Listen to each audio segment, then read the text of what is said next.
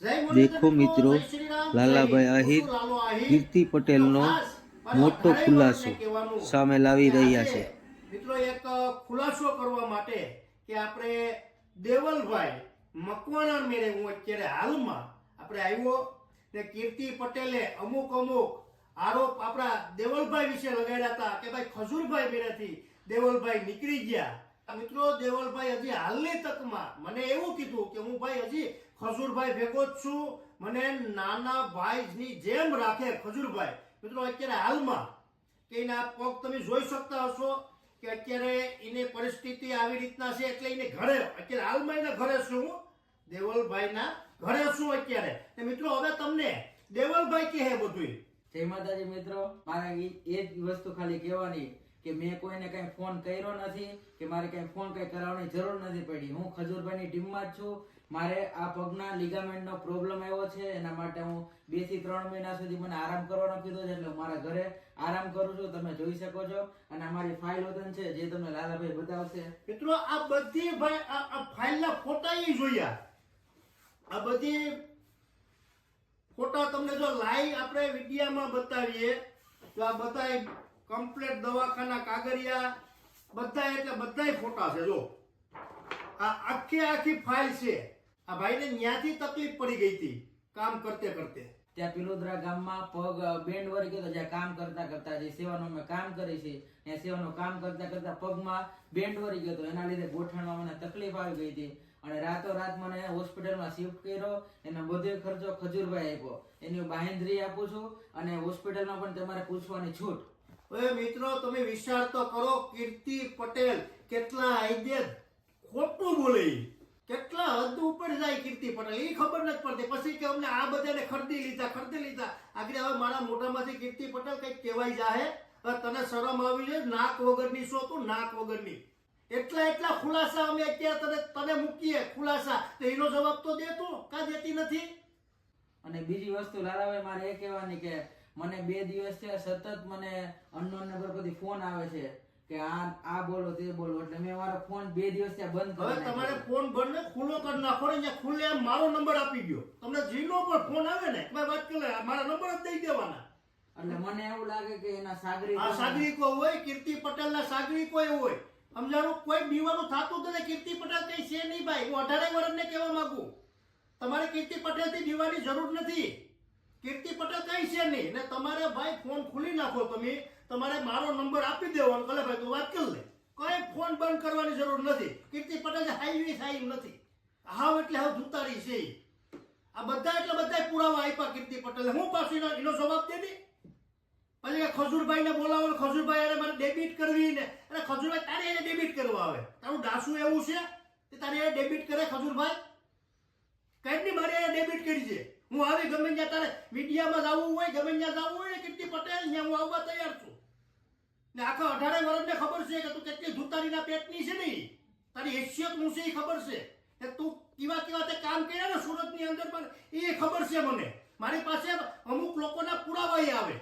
એટલે મિત્રો કીર્તિ પટેલ હાવ એટલે હાવ ખોટી છે.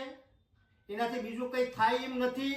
કલાક લાઈવ કરી ને પછી મૂકી દે, પછી પાછી કલાક પછી હું આ પુરાવા લઈ આવી, હું આમ કરી તેમ કરી, બીજું કઈ એનાથી નથી થાય. એટલા પુરાવા આપ્યા ને કીર્તિ પટેલ તું સાચી હોય તો આ પુરાવા તું સાબિત કરી દે. તો હું કે બધીને કે ખરીદી લીધા, પૈસા દઈ દીધા.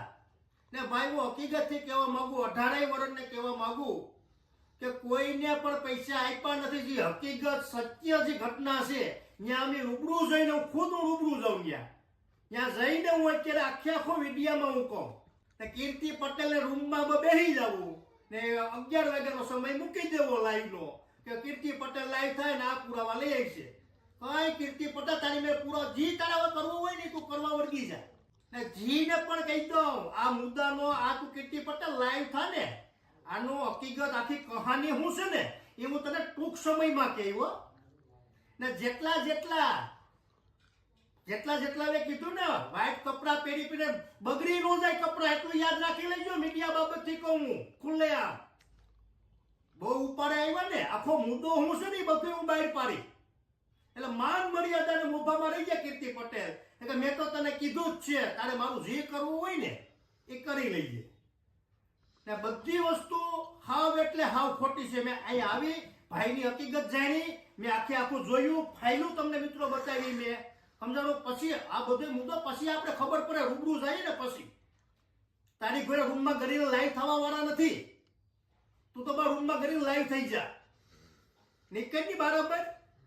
એટલે તું માપ મારે ને એમાં તારી ભલાઈ છે કે તારા કરતું મારી પાસે આવે ને ભાઈ તમારે હું કહી દઉં, તમારો મોબાઈલ તમે ખોલી નાખો, કોઈને ટ્રેવર નથી, તમે મારા નંબર આપી દેજો સમજાણું. એ કેટલાક પાણીયારીના છે ને હું છે ને એવું જવાબ દઈ દઈ. ગમે મારા દબાવીને તમારે એની પર લઈ લેવાનું કે આવી રીતના સ્ટેટમેન્ટ આપી દે ને એમ.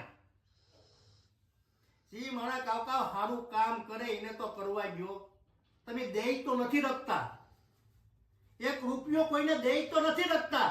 ખજૂરભાઈ સારું કામ કરે એને તો કરવા ગયો, તમે શરમ આવવી જોઈએ, શરમ.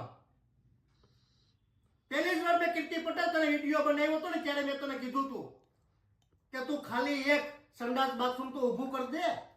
દેવા વાળા તો ઘણાય પડ્યા હોય, પૈસાના ઢેગલા કરી દે, પણ ન્યાય એને એની માથે ઊભું ને એની માથે ટાઈમ કાઢવો ને આ લોકોને ખબર પડે. એટલે આવી રીતના પગુમાં ફ્રેક્ચર થઈ જાય, તને ન ખબર હોય ને તો કહી દો.